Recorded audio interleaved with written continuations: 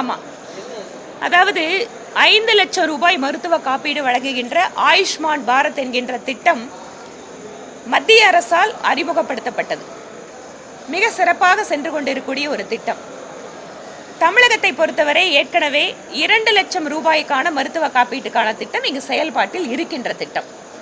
இந்த 2 லட்சம் ரூபாய் திட்டம் இருக்கின்ற போது 5 லட்சம் ரூபாய் ஒவ்வொரு குடும்பத்திற்குமான மருத்துவ காப்பீடு கொடுக்கின்ற பொழுது மத்திய அரசாங்கமும் மாநில அரசாங்கமும் சேர்ந்து அந்த திட்டத்தை செயல்படுத்த வேண்டும்.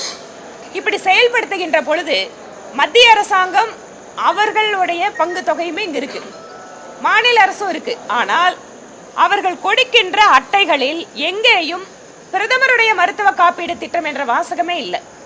இப்போது சமீபத்தில் கொடுக்கப்பட்டிருக்க கார்டுகள் எல்லாத்துலயும் முதலமைச்சருடைய விரிவான மருத்துவ காப்பீடு திட்டம் தான் சொல்றாங்க. இது மட்டும் இல்லை, இதை விட ரொம்ப ஒரு மோசமான விஷயம் என்னன்னு கேட்டா, இப்ப நானே என்னோட தொகுதியில 5 லட்சம் ரூபாய்க்கு மருத்துவ காப்பீடு டெய்லி எங்களோட நடமாடும் சாவை வாகனத்துல நாங்க எல்லா மக்களுக்கு கொடுத்துட்டு இருக்கோம்.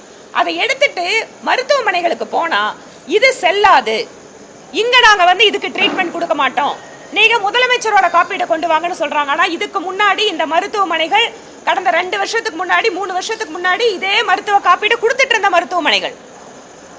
இதுக்கு மேல நாங்க ஏன் இப்படி எல்லாம் பண்றீங்கன்னா, இல்லைங்க எங்களுக்கு அறிவுறுத்தல் இருக்கு, முதலமைச்சரோட கார்டுன்னு சொன்னாதான் நாங்க ட்ரீட்மெண்ட் கொடுக்க முடியுங்கிறாங்க.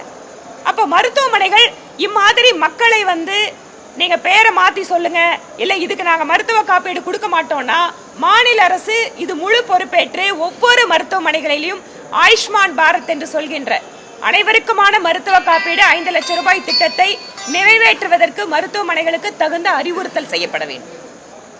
அரவிந்த் கெஜ்ரிவால் என்ன பிஜேபிக்கு வர சொல்லி அழுத்தம் கொடுத்தாங்க அப்படின்ற மாதிரி அவருக்கு இதுவரைக்கும் சம்மன் அனுப்பிச்சிருக்கிறாங்க. ஒரு மாநிலத்தினுடைய முதல்வர் சட்டப்படியான ஒரு நடவடிக்கைன்னு வரும்போது ஒரு முதலமைச்சர் எடுத்துக்காட்டா ஒத்துழைப்பு கொடுக்கணும். உங்களுக்கு தெரிஞ்சா அந்த சம்மனுக்கு பதில் சொல்லுங்க, தெரியலன்னா தெரியலன்னு சொல்லுங்க.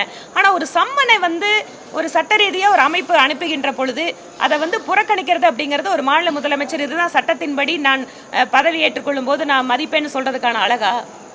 இந்த மாதிரி நெருக்குதல் வரும்போது உடனே பிஜேபி மேல ஒரு பழி, என்ன கட்சியில சேர சொல்றாங்க எல்லாரும் சொல்றாங்கன்னு.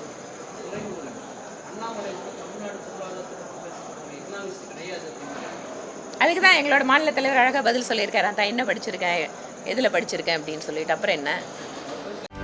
செய்திகளை உடனுக்குடனும் துல்லியமாகவும் தெரிந்து கொள்ள சப்ஸ்கிரைப் பண்ணுங்க.